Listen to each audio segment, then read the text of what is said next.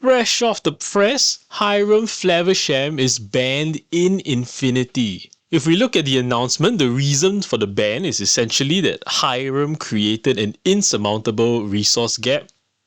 Yeah, that sounds about right. I've actually been playing Infinity quite a lot these past 2 weeks, as I want to go to DLC Manila in July, which is an Infinity format DLC, and also to revisit my old favourite cards, as I've been playing since set 5. So for those unfamiliar with Infinity, here's just a quick rundown of it. The pillars of the format prior to the Hiram ban were: firstly, Hiram-based item decks, which use cheap items like Popsicle, Fortisphere, Ink Runner, Ice Block, Mush's Rocket or Vitalisphere, to draw cards using Hiram, do things with those items, return them back into play with Tamatoa happy as a clam, or sometimes in conjunction with Maurice's Workshop to draw more cards, and eventually you end the game with a Lucky Dime paired with a Tamatoa So Shiny to kinda uber quest out for like 10 plus lore a turn. The two item decks that were prominent in the format were Sapphire Steel, because you get Fortisphere and a bunch of good cheap items from Winterspell, more on that later, and Ruby Sapphire, because you get great value from your characters like Madame Medusa and Sisu 8. The second pillar of the format were Diablo-based discard decks. So the idea is you shift in an early Diablo, you strip their hand with discard, which pairs well with Prince John, and then you just kind of beat your opponent down with your motley crew of small dorks, which is totally fine because ultimately they don't really have any more resources in hand after you've discarded them and after you've drawn off the value of using the discard through Prince John. The two decks that use Diablo well were Emerald Steel, because you get the great removal songs in Infinity like Let the Storm Rage On, Strength of a Raging Fire, He Held His Thunderbolt, and then along came Zeus, better Thunderbolt. And the second deck was what used to be called Lemon Lime, but now people just call it Amber Emerald, because you get Ariel 3 Spectacular Singer, crazy good card, more discard in Amber like You Have Forgotten Me and the Bare Necessities, and a whole bunch of stuff that's good to go along with Under the Sea. And the third pillar of the format were singer-based decks, which leveraged Cinderella 1, and now, of course with Winterspell, also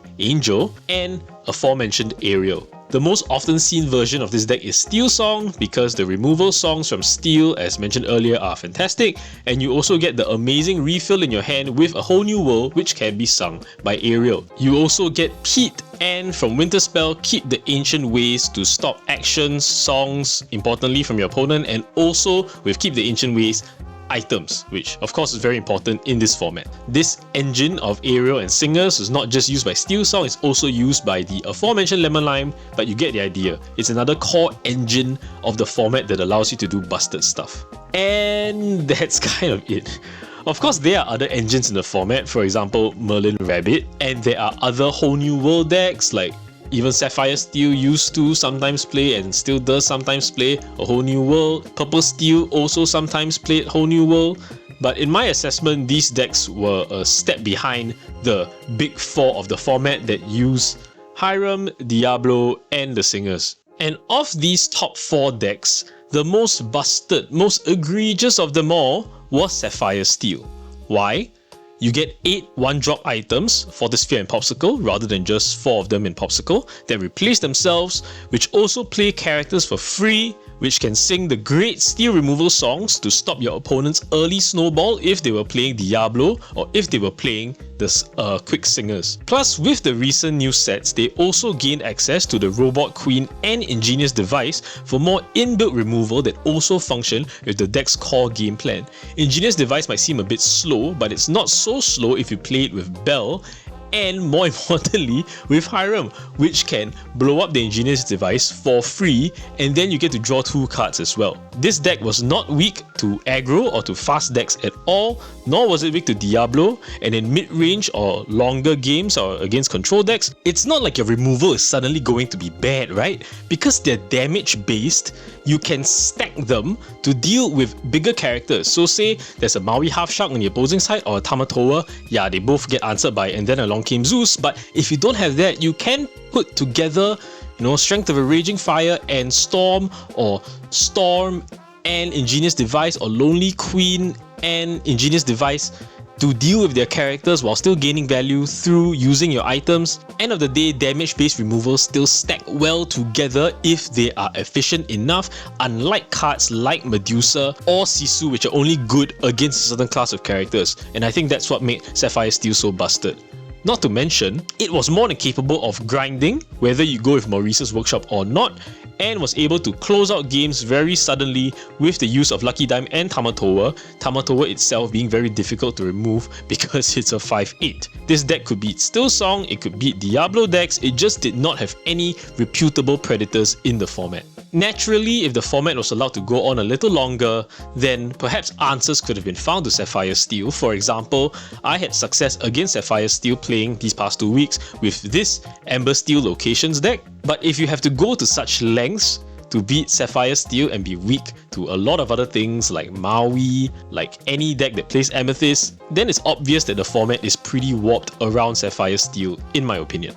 I would like to caveat that if you look at some of the online data that's available for Infinity, it does look like Sapphire Steel is not as busted as I'm saying. In fact, it has a lower win rate than Ruby Sapphire, but we have to keep in mind, in Infinity, people play all sorts of random stuff, right? In fact, most people in Infinity, because it's not a format that's really had a lot of competitive leagues until what's going to be coming up in the next 2 months or so, people just play what they like. And in general, anecdotally, I think that players have more fondness for playing Ruby Sapphire to do the Sisu on ice kind of thing that's been going on since set 3, rather than play the busted deck that was only busted for kind of like a 1 to 2 month window after set 7 had happened. So less affinity for Sapphire Steel, people want to play Ruby Sapphire, that's why they're playing more Ruby Sapphire.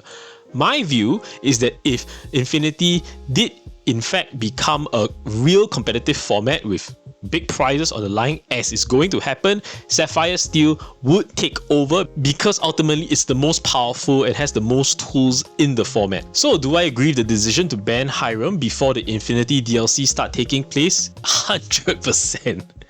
Even just a few days ago, I was talking to friends about Infinity and I specifically said that Hiram and only Hiram just had to go. Mind you, Hiram was already banned before, along with Fortisphere, during the set 7 metagame, and those bans, along with the errata to Bucky that happened around the end of set 4, are the only bans that Lorcana had ever seen.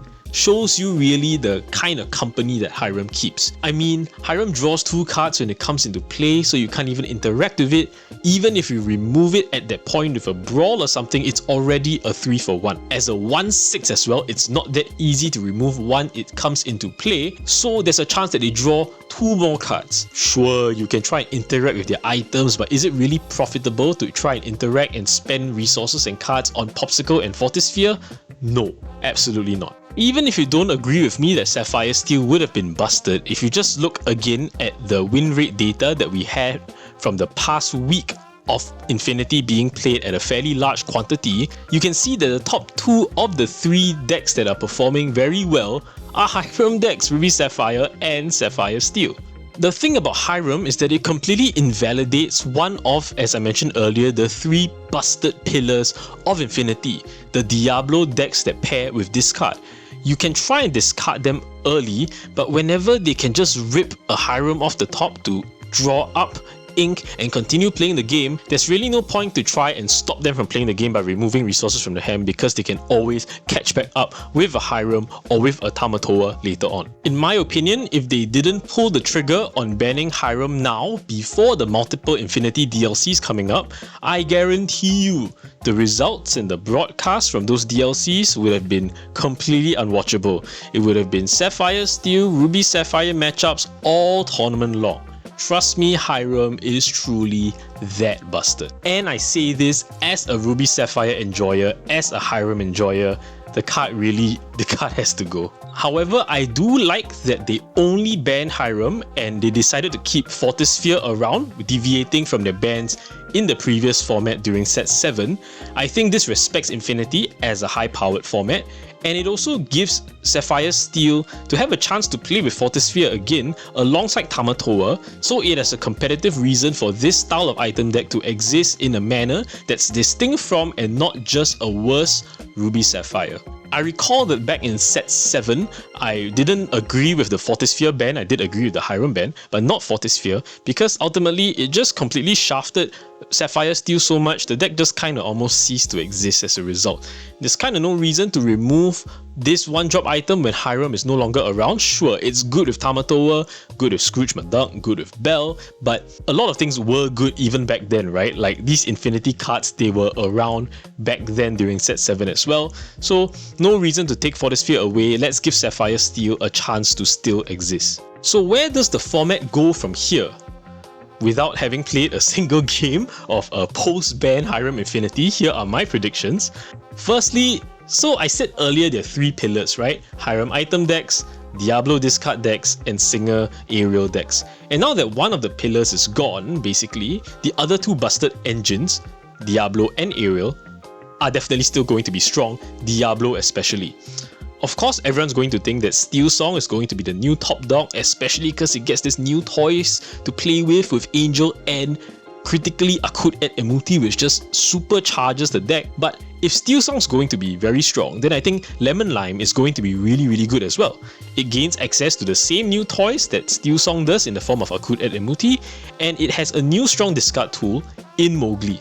It's kind of Steel Song's natural predator because it also plays a bunch of ward characters like Prince John, like Muses, and so it can sing and Under the Sea fairly quickly, which tends to be good against Steel Song because Steel Song singers are small and will go away to Under the Sea.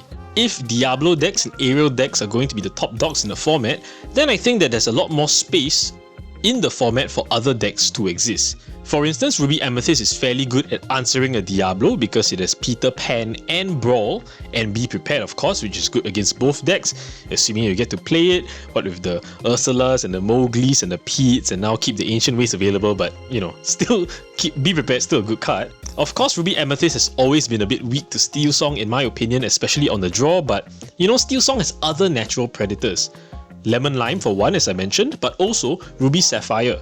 Even without Hiram, the deck's still great against decks relying on small characters because of Sisu 8, because of Maui, because of Madame Medusa, and possibly because of Headless Horseman, if you want to go down this control route.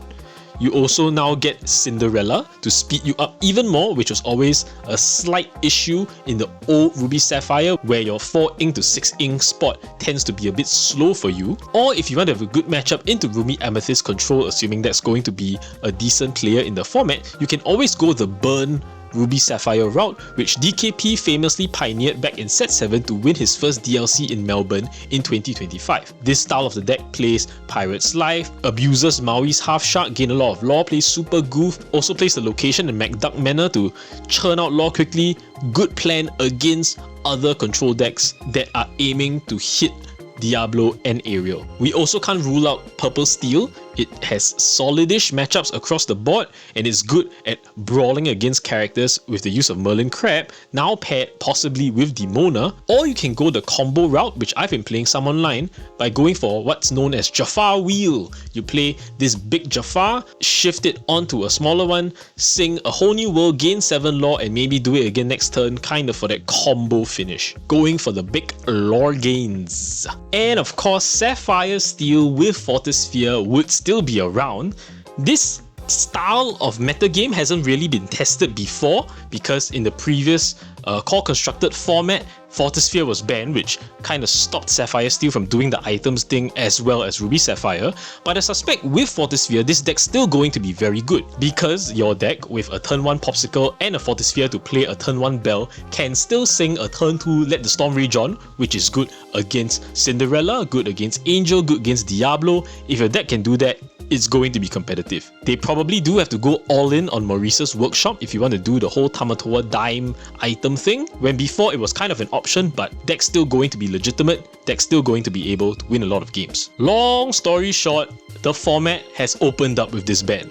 I'm pretty hyped. If you can't tell, it's going to be pretty fun to prepare for DLC Manila, especially since set 12 is also going to be out by then, whilst unknown, and while Infinity is less prone to shakeups from new cards because the format is already so powerful, most of the time it's just new additions to existing shells, existing engines, I'm quite hopeful we might be able to breathe some new life into this format. So that's it from me. Happy to hear your thoughts on Infinity. I'm working on a tips to improve currently that's about when to challenge and when to quest with your characters, real Lorcana fundamentals, but this news just couldn't be ignored. I had to put a video out. So thanks for watching. If you made it this far, be sure to like and subscribe. I'll see you in the next one. Cheers!